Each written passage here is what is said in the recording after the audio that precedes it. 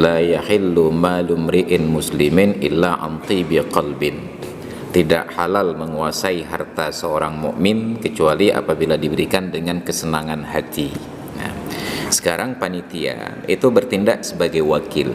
Dikumpulkan uang dari para orang yang berkurban, 2.500.000 per orang barangkali dalam jumlah yang besar. Lalu dibelilah hewan-hewan kurban.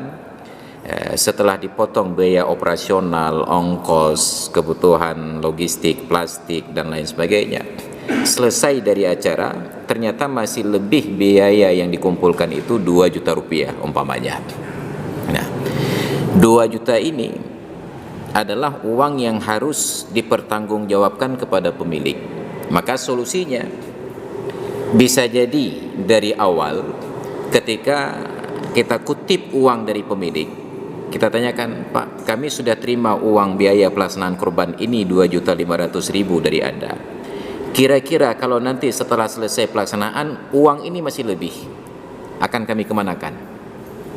Umpamanya jawaban beliau, itu kami ikhlaskan, terserah panitia. Maka itu kembali kepada kesepakatan panitia. Apakah nanti disumbangkan untuk masjid, dipersiapkan untuk pelaksanaan kurban yang akan datang dan lain sebagainya. Ternyata jawabannya menyelebih pulang pengke. Maka kembalikan punya pemilik. Tapi jarang-jarang kita dapat spesies demikian. Biasanya itu sudah ikhlas 2.500.000. Tapi perjelas dulu, karena panitia bertindak atas nama wakil. Ini yang sisa nanti bila ada kami kemanakan. Yaitu kami serahkan kepada kebijakan panitia. Maka bebas. Ternyata kita sudah kutip, tapi waktu mengambil uang tidak ada transaksi ini, tidak ada akad, tidak ada pertanyaan tersebut. Selesai, terkumpullah uangnya. Maka sebaiknya diumumkan kembali oleh panitia, apakah di masjid atau kumpulkan lagi orang-orang yang berkorban, walaupun itu lebih sulit. Ambil alternatif pertama, umumkan di masjid, pertanggungjawaban bahwa panitia pelaksanakan kurban tahun ini setelah semua selesai masih tersisa uang para pemilik itu sekitar 2 juta rupiah untuk sekian jumlah orang pelaksana kurban. Kami minta responnya, kami tunggu sampai sepekan yang akan datang. Apakah uang ini boleh kita sumbangkan untuk masjid, ataukah kami bagi-bagi sama panitia lagi sebagai tambahan uang lelah? Minta jawabannya. Ditunggu selama seminggu. Kita sudah publikasikan. Ternyata tidak ada respon. Kalau tidak ada respon, beres. Mau bagi-bagi sama panitia tambahan ongkos atau diserahkan untuk masjid. Kita sudah pertanggungjawabkan. Tapi berikan batas waktu seminggu umpamanya untuk ukuran sekarang. Setelah seminggu ada yang keberatan, pulang pengke. Kita bisa menjawab. Dulu kan sudah diberikan waktu untuk keberatan. Jadi itu harus ada pertanggungjawaban tentang uang sisa lebih tadi. Jadi tidak boleh secara teori uang lebih kurban tahun lalu dipakai tahun ini, karena yang berkurban tahun lalu dengan tahun ini belum tentu orang yang sama. Kecuali orangnya orang yang sama, maka kekurangan dari pelaksanaan sudah boleh ditutupi. Yang kedua, hak pemilik kurban ini berapa? Itu bebas pada kesepakatan dalam hukum kurban sunat. Tapi kalau kurban wajib, pemilik tidak ada hak sama sekali. Itu semuanya jatah fakir miskin. Maka seharusnya kalau memang ada kategori wajib, kategori sunat, kurban yang wajib ini dipisahkan penyembelihannya dan tumpukannya dipisahkan agar tidak salah peruntukan. Ini karena kurban wajib semuanya untuk fakir miskin.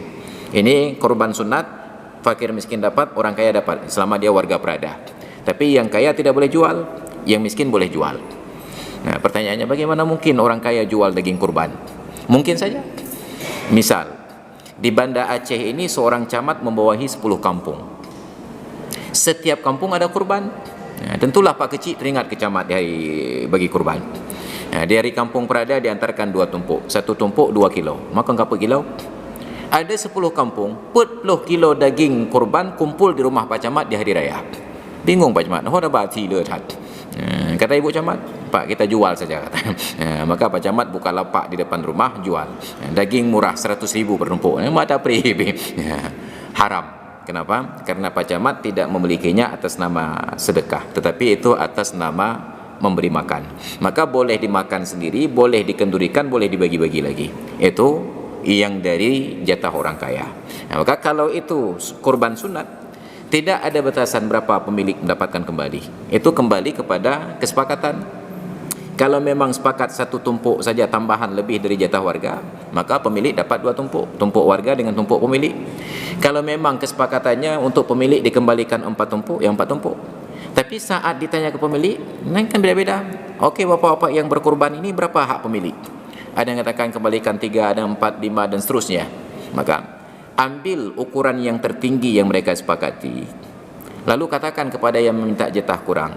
Misalnya ada yang minta 3, ada yang minta 5. Ambil jatah 5 untuk pemilik. Yang minta 3 keberatan, kami enggak minta 5, kami minta 3. Pokoknya bapak terima saja, kalau enggak setuju bagi lagi yang lain. Kasih yang lain. Makin tinggi sedekah akan lebih besar pahala. Jadi tidak ada batasan. Kalau ada yang menggugat, oh ini enggak sah kurban karena pemilik dapat 4 tumpuk. Enggak ada dalil yang menyebutkan demikian. Terima kasih. Okay.